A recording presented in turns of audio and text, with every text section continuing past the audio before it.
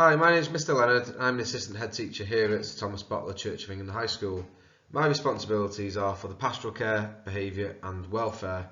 I'd just like to take some time to discuss some of the key messages regarding these areas. We believe here at school that happy, healthy, resilient and confident students are much more likely to achieve better, both academically and in their personal life. The team at school will go above and beyond to help you achieve this. It's a really exciting time for you to be joining our school. We've had up to 80 in-year admissions this year. That's 80 new students join us during the course of the year. We've had extremely positive feedback around the pastoral care and the support that young people have, both upon their arrival and throughout their journey with us. Through the school growing further, we've been able to look at the development of our systems and strategies within pastoral care, and for the first time we've been able to have 5 non-teaching heads of year. This is going to significantly increase the capacity within our pastoral team. We also feel that this approach will support us in removing the barriers to young people's education and also help us to build relationships with families and parents. Of course there'll be bumps in the road, but your head of year, Mrs. Brown, will be there at every step of your journey. The systems and strategies that we have here in place in school are to secure the highest standard of education for all children. More specific detail will come out surrounding the systems, and we'll work hard to make sure that children understand each and every one of them. The first being attendance. Attendance is key if your child has achieved their full potential. The latest DfE guidance states that improving attendance is everybody's business. We know there can be complex circumstances surrounding school attendance, and we work hard to know and understand each and every one of them. All we ask for is honesty. Honesty surrounding your child's challenges, honesty surrounding the reasons why your child is not in school. We are here to support. Of course, I have lots of strategies around attendance. However, our foundation of success is based on ensuring a calm, orderly, safe and supportive environment. It goes without saying that higher attendance leads to higher grades and more achievement and further progress. We'll always try and keep systems simple to understand, and this is outlined by our 3 key school rules: to be ready, respectful and safe. And these rules can be applied in every situation, whether it's on the way to school, whether it's a residential, whether it's in lessons or movement around the school. We want to have systems in place so we know how students are performing within lessons. We use a lesson monitor system, and here we track students' attitude to learning in every single lesson. This feeds nicely into our reward system, but also allows us to track things so that there's timely and bespoke intervention when necessary. I did mention the drive for the highest possible standards previously, and we do adopt the C system in school. This is to ensure that low-level disruption in lessons is challenged. The moment that we say it's okay to let poor behaviour impact somebody's education is the moment we've lowered our standards. I do smile when young people join us because they often ask us about detentions. Yes, there are detentions in school, but the detentions are much more than a consequence for a consequence sake. It's an opportunity to restore a relationship.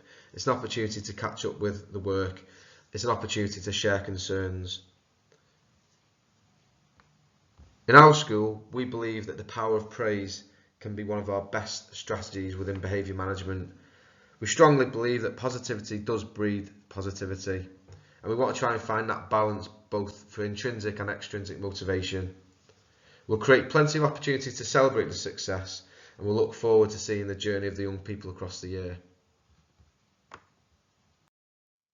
The welfare, the safeguarding, well-being, the happiness of every child is the most important thing, and I'm sure as parents and carers you would agree. And even before the pandemic, we were a Future in Mind pledged school and worked tirelessly to address young people's mental health, but we felt there was always a need for our internal well-being model. We found this because it was often young people were referred to agencies and professionals who were stretched and waiting lists grew. So we want to prevent before things escalate. So we developed our mental health and wellbeing model. You'll see at the bottom of the pyramid there is provision for all students. This is where most students will receive the support they need. This is the knowledge development within the curriculum. This is the bespoke support via tutor group and our assembly programme. However, as you move through our model, there is an increasing level of need, and you'll see just some of the interventions that we put in place, all aiming to avoid a child reaching any crisis points. Of course, we know how to signpost, we work closely with our agencies, but ultimately we are looking at removing that stigma. We're looking at developing resilient students.